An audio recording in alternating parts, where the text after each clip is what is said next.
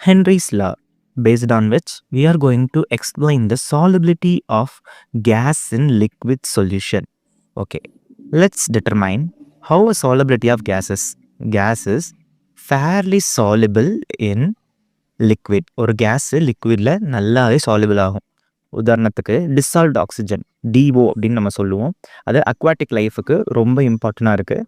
அந்த ஃபிஷ் எல்லாம் அதோட கில்ஸில் வந்து டிசால்வ்ட் ஆக்சிஜனை அப்சர்வ் பண்ணிக்கும். ஓகே, தென் இது மட்டும் இல்லாமல் என்ன சொல்லலாம்னா HCL. Okay, HCL is highly soluble in water. அதாவது ஹெச்சிஎல் கேஸுங்கிறது வாட்டர் நல்லா சால்யுபிள் ஆகி ஹெச்சிஎல் டைல்யூட் சொல்யூஷன் நம்மளுக்கு ஃபார்ம் ஆகும். Okay, let's discuss about the effect of pressure and effect of temperature on the solubility of gas and liquid. Okay, I am taking effect of pressure for which solubility is directly proportional to partial pressure of gas in solution. Okay, this term is determined by Henry and before him Dalton also said this. Okay, இப்போ இந்த partial pressure of gas எதுக்கு directly proportional இருக்குன்னா mole fraction of gas in the solution. இதை யார் சொன்னாங்க அப்படின்னா Henry அவரோட Henry's லால சொல்லியிருக்காரு. ஓகே, இப்போ நம்ம ஹென்ரிஸ் லாவோட ஃபார்முலாவே எழுத போகிறோம், which is partial pressure is directly proportional to mole fraction of a gas அப்படின்னு சொல்லியிருக்கோம்ல. So P equal to KH into X, where KH is nothing but Henry's constant. Okay, இப்போ இந்த KH பற்றி கொஞ்சம் டீட்டெயில்டாக ஸ்டடி பண்ணலாம். This is specific for specific cases. ஒவ்வொரு கேஸுக்கும் ஒவ்வொரு கேஹெச் வேல்யூ தந்திருப்பாங்க. ஒரு சிலதுக்கு பெருசாக இருக்கும், ஒரு சிலதுக்கு சின்னதாக இருக்கும். இந்த கேஹெச் வேல்யூ வந்து சால்பிலிட்டிக்கு இன்வெர்ஸ்லி ப்ரொபோர்ஷனல்னு சொல்கிறோம். Okay, why we are saying like that? when I'm expanding the formula, mole fractionக்கு N2 by N1 plus N2 போடுறோம். ஏன் N2 போடுறோன்னா we are taking solute as gas. So இந்த இடத்துல KH inversely proportional to number of moles of gas in solution அப்படின்னு நமக்கு கிடைக்குது. So ஒரு சொல்யூஷனில் கேஸ் வந்து நம்பர் ஆஃப் மோல்ஸ் கம்மியாகுதுனாவே அங்கே சாலிபிலிட்டி கம்மியாக அப்படின்னு தான் அர்த்தம். So we are determining solubility is decreasing with increase in KH constant value.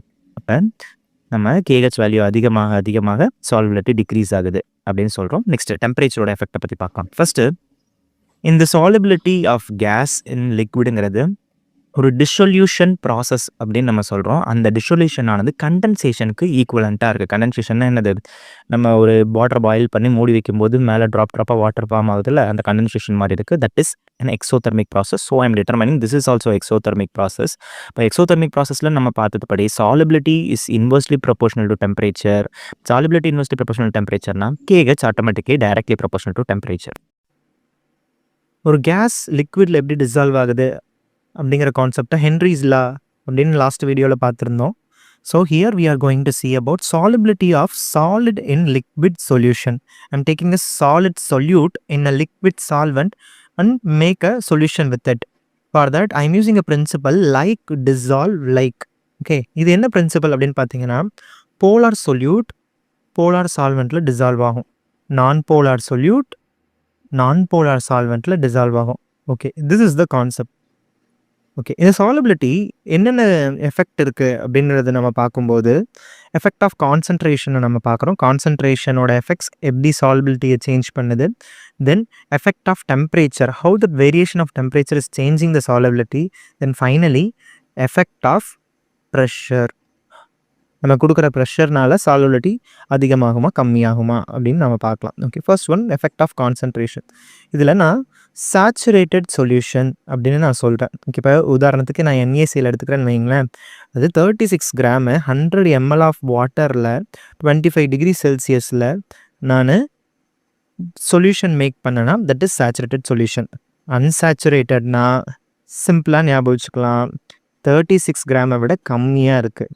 அதுவே சூப்பர் சேச்சுரேட்டட்னா 36 கிராமை விட கொஞ்சம் அதிகமாக இருக்குது. ஓகே, 40 கிராம் அப்படின்னு சொல்லலாம். அதுக்கு மேலே எவ்வளோ போனாலுமே அது சூப்பர் சேச்சுரேட்டட் தான், கீழே ப்ரெசிபிட்டேட் ஆகிடும்.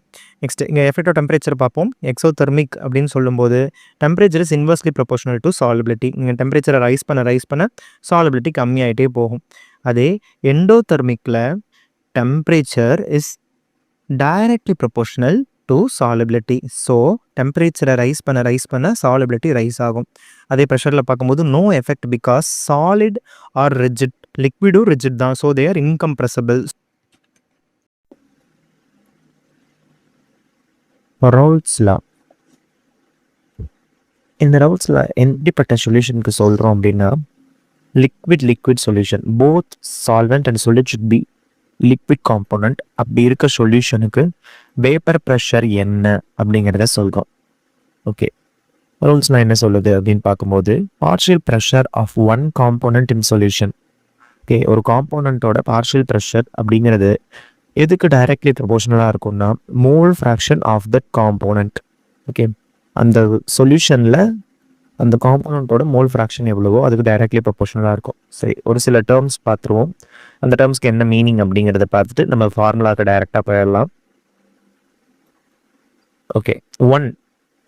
ஓகே, ஒரு ஃபார்முலாவில் எங்கே நம்ம ஒன் யூஸ் பண்ணாலும் the one represents solvent, whereas two represents solute, x represents mole fraction of a component. Okay, capital P, as we all know, partial pressure of the component. P naught in பயன்படுத்துறேன்னா pressure in pure form. P totalனா total pressure of the solution. Okay, இப்போ இந்த terms எல்லாம் நான் use பண்ணி formula வந்து எப்படின்னு எழுத போகிறோம். Okay, partial pressure P1 equal to, okay, P1 அப்படிக்கு P01 x1 அப்படின்னு எழுதுகிறோம். P2க்கு P02 x2 அப்படின்னு எழுதுகிறோம். P total P1 plus P2. Okay, இந்த P1ஐயும் P2வையும் இப்போ நம்ம சப்ஸ்டியூட் பண்ணுறோம்.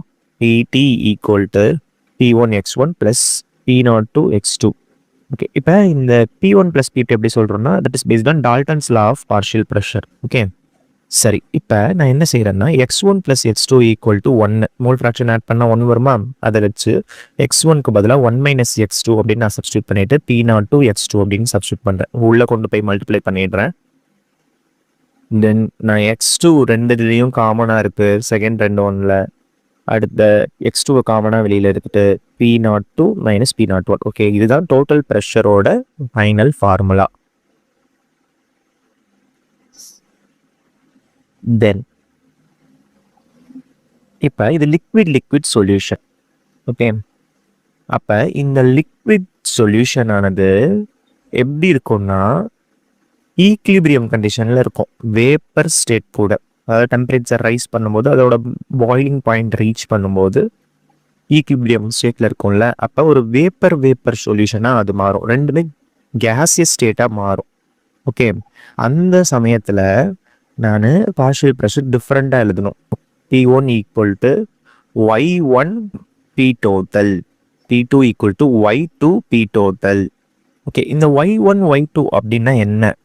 So y represents partial pressure of the component at vapor phase. Okay, இது வந்து ஒரு ஸ்பெஷல் கேஸ் மாதிரி. அவ்வளவா கொஷின்ஸ் கேட்டது கிடையாது, ஆனால் தெரிஞ்சு வச்சுக்கணும். நம்மளுக்கு ஃபார்முலாவை டைரெக்டாக கூட கொஷினில் கேட்கறதுக்கு சான்சஸ் இருக்குது. ஓகே, இப்போ நான் வந்து கேஸ் லிக்விட் சொல்யூஷன் எடுத்துக்கிறேன். ஓகே, ரெண்டுமே லிக்விட் எடுத்துக்கிட்டேன், ரெண்டுமே கேஸ் எடுத்துக்கிட்டேன். இப்போ கேஸ் லிக்விட் சொல்யூஷன் நான் எடுத்துக்கிறேன். அந்த சொல்யூஷனில் பார்த்தீங்கன்னா solubility is directly proportional to partial pressure of gas and surface of liquid. இப்போ நான் எவ்வளோ ப்ரெஷர் அதிகப்படுத்துறனோ அந்த அளவுக்கு solubility ஆகும். ஓகே, இதுதான் என்னது, Henry's law. Partial pressure is directly proportional to Henry's constant into mole fraction. Okay, Henry's constant நம்ம KH mention பண்ணுறோம். ஹென்ரிஸ் என்ன சொல்லியிருக்காரு, பார்ஷியல் ப்ரெஷர் வந்து directly proportional to mole fraction of the gas present in the solution.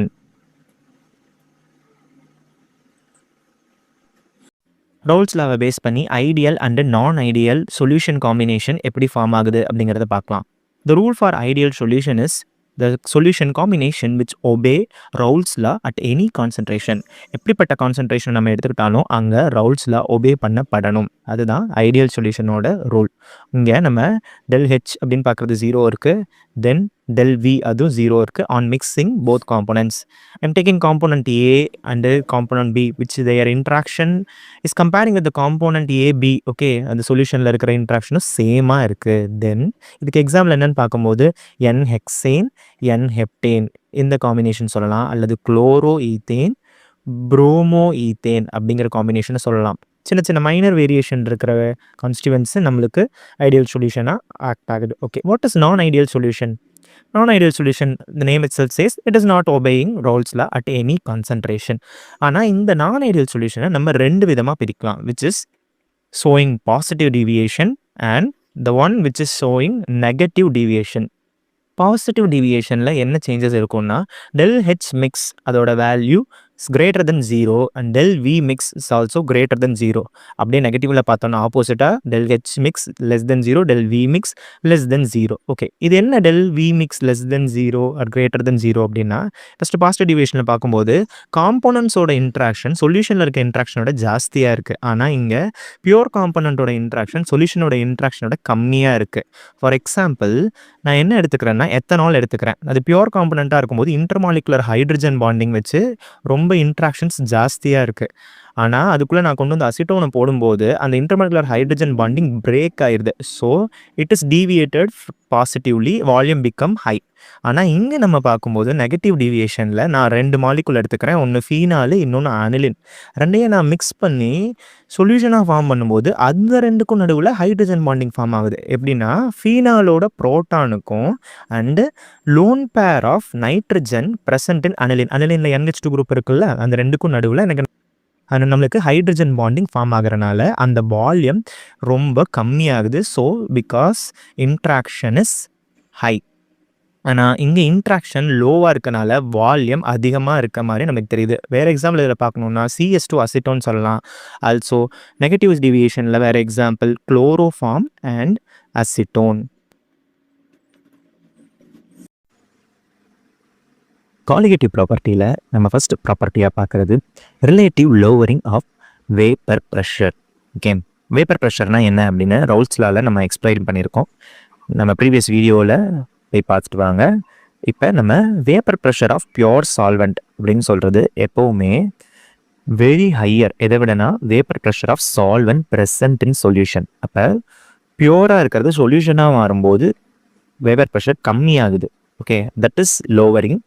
That lowering is analysed relatively here. Okay, அந்த எவ்வளோ lower ஆகுது அப்படிங்கிறத நம்ம ரிலேட்டிவ்லி அனலைஸ் பண்ண போகிறோம். ஓகே, ரிலேட்டிவ்லி அனலைஸ் பண்ணுறோன்னா என்ன, நம்ம யூனிட்ஸ் அண்ட் மெஷர்மெண்ட்ஸ் அப்படிங்கிற லெசனில் ஃபிசிக்ஸில் படிச்சிருப்போம். ரிலேட்டிவ் எரர் அப்படிங்கிற ஒரு கான்செப்ட். அதில் நம்ம எப்படி யூஸ் பண்ணியிருப்போம், old value minus new value divide by old value. Okay, இது ஒன்றும் பொது ஃபார்முலாலாம் இல்லை. 2 வேல்யூ தந்திருப்பாங்க. ஃபஸ்ட் இருக்க வேல்யூ மைனஸ் செகண்டுக்கு கொடுத்துருக்க வேல்யூ டிவைட் பை ஃபஸ்ட் இருக்க வேல்யூ வச்சு நம்ம ரிலேட்டிவ் எரர் ஃபைண்ட் அவுட் பண்ணுவோம். ஓகே, இப்போ நம்ம P1 equal to P01 x1, then delta P1 equal to P01 minus P1, அதாவது old minus new. Okay, P01 minus P01 x1, P1ஓட value substitute பண்ணிக்கிறேன். இப்போ இந்த P01 காமனாக வெளியில் எடுத்துடுறேன். Okay, 1 minus x1 x1 plus x2 equal to 1 அப்படிங்கிற formula மூலியமா நான் delta P1 equal to P01 x2 அப்படிங்கிறத நான் ஃபைனலைஸ் பண்ணுறேன். ஓகே, இப்போ இந்த ஃபார்முலா நம்ம சப்ஸ்டிட் பண்ணலாமா? P01 minus P1 divided by P01 old minus new divided by old. ஓகேமா, இப்போ இந்த டெல்டா P1 மேலே இருக்கிறது எழுதுறேன், divided by P01 இது x2 அப்படிங்கிற வேல்யூக்கு ஈக்குவலாக இருக்குது அப்படிங்கிறத நான் ஃபைனலைஸ் பண்ணுறேன். தென் x2னா என்ன, mole fraction of solute. Okay, அதோட ஃபார்முலாவை நம்ம எழுதிக்கிட்டோம். ஆனால் இதில் ஒரு சின்ன கண்டிஷன், N2 அப்படிங்கிறது N1 விட ரொம்ப ரொம்ப கம்மி. இதில் டைல்யூட் சொல்யூஷன், அதாவது நம்ம சொல்யூட்டோட மோல்ஸ் வந்து ரொம்ப கம்மியாக இருக்கும் டைல்யூட் சொல்யூஷனில். அதனால் N2 in denominator is neglected comparing to moles of the solvent. Okay, அப்போ அந்த N2 நெக்லெக்ட் பண்ணிட்டோம்னா எப்படி நம்ம எழுதலாம் ஃபைனல் ஃபார்முலாவை?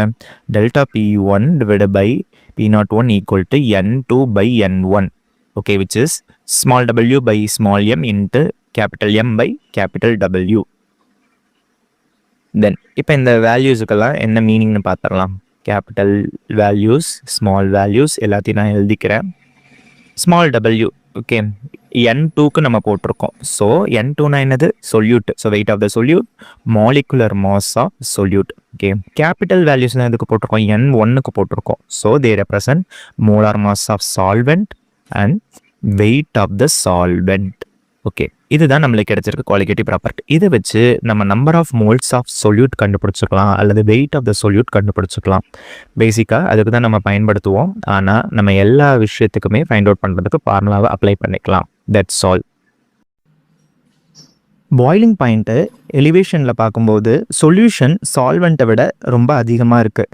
அதே ஃப்ரீசிங் பாயிண்ட்டு டிப்ரெஷனில் பார்க்கும்போது சால்வெண்ட்டு சொல்யூஷனை விட அதிகமாக இருக்குது. This is the difference of both things. Delta TB equal to T minus T naught அப்படின்னு மென்ஷன் பண்ணுறேன். Delta TF equal to T naught minus T அப்படின்னு மென்ஷன் பண்ணுறேன். ஓகே, எந்த வேல்யூ பெருசோ அதை வந்து நான் முன்னாடி போட்டு நான் டிஃப்ரென்ஸை வந்து பண்ணிடுறேன். சரி, இப்போ நான் ஒரு ப்ரொபோஷனாலிட்டி பார்க்க போகிறேன். எலிவேஷன் அண்ட் பாயிலிங் பாயிண்ட்டுக்கு ப்ரொபோஷனாலிட்டி எப்படி இருக்குன்னு பார்த்தீங்கன்னா, delta TB is directly proportional to molality of solute. Whereas delta டிஎஃப்க்கு வந்து பார்க்கும்போது மொலாலிட்டி ஆஃப் சொல்யூட் ரெண்டுமே சேம் தான். பட் ரெண்டுக்கும் நான் யூஸ் பண்ணுற ப்ரொபோஷனாலிட்டி கான்ஸ்டன்ட் டிஃப்ரெண்ட்டாக இருக்கும். டெல்டா டிபிக்கு கேபி இன்ட்டு எம் அப்படின்னு போடுறேன். இந்த கேபி ரெப்ரசன்ஸ் எபிலியோஸ்கோபிக் கான்ஸ்டன்ட். இந்த எபிலியோஸ்கோபிக் கான்ஸ்டன்ட்டோட ஃபார்முலாவை நம்ம லாஸ்ட்டாக பார்க்கலாம். காமனாக இதை நம்மளுக்கு வந்து கொஷன்லேயே வேல்யூ தந்துடுவாங்க. Delta TF equal to KF into M which is nothing but cryoscopic constant அப்படின்னு சொல்லுவாங்க, அல்லது டிப்ரெஷன் இன் ஃப்ரீசிங் பாயிண்டோட கான்ஸ்டன்ட் அப்படின்னு மென்ஷன் பண்ணுவாங்க. ஓகே, இப்போ எம்மோட வேல்யூ சப்ஸ்டியூட் பண்ணி நம்ம ஃபார்முலாவை எக்ஸ்பேண்ட் பண்ணலாம். Delta TB in terms of M பார்க்கும்போது delta TB equal to KB into W2 divided by M2 into 1000 divided by capital M1 அப்படின்னு போடுறோம். Same as it is delta டிஎஃப்க்கு KF into W2 by M2 into 1000 by M1. Okay, அப்போ இங்கே W2 M2 capital M1 அப்படின்னா W2க்கு weight of solute அப்படின்னு பார்க்குறோம். Then M2க்கு molecular mass of solute அப்படின்னு பார்க்குறோம். வேரஸ் நம்ம கேபிட்டல் M1க்கு molecular mass of solvent. Okay, then இப்போ நம்ம கான்ஸ்டன்ட்டோட ஃபார்முலாஸை பார்த்துடலாமா? கேபி அப்படி அதோட ஃபார்முலாவை நம்ம பார்க்கலாம். கேஎஃப் அதோட ஃபார்முலா பார்க்கலாம். KB equal to R into M1 into TB divide by 1000 into delta H அப்படின்னு நம்ம மென்ஷன் பண்ணுறோம். தென் கேஎஃப்க்கு R M1 TF divided by 1000 into delta H. This one is H vaporization, this one is H fusion. Okay, some of the terms க்கு நம்ம meaning பார்த்துட்டு இதோட நம்ம முடிச்சுக்கலாம். R equal to gas constant, delta H vaporization is enthalpy of vaporization, this one is enthalpy of fusion. Gas constant is nothing but universal gas constant. நம்ம ஒவ்வொரு டேர்முக்கும் நம்ம use பண்ணுவோம். Then enthalpy of vaporization, this one is, then last one is enthalpy of fusion.